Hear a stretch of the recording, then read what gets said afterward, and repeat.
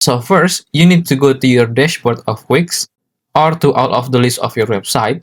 Either way, you want to click right here at the top right of your screen on your profile picture, and then you want to click on account settings. On account setting, you want to scroll down a bit until you see right here at the very bottom on close your account. You want to click on close your account, but keep in mind, Wix is reminding you to move any reminding sites to trash. So for example here, I want to select on this site and then choose on move to trash, and then this one too, click on move to trash.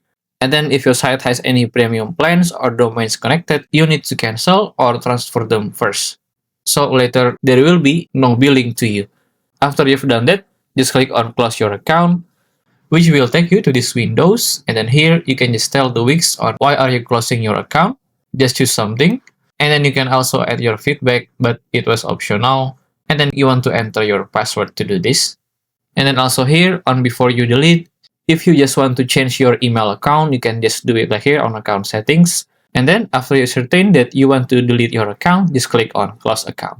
So if you ever want to go back using Wix, you need to sign up all over again and then start from the scratch. And that's how to delete Wix account permanently. If you find this video useful, please consider like and subscribe.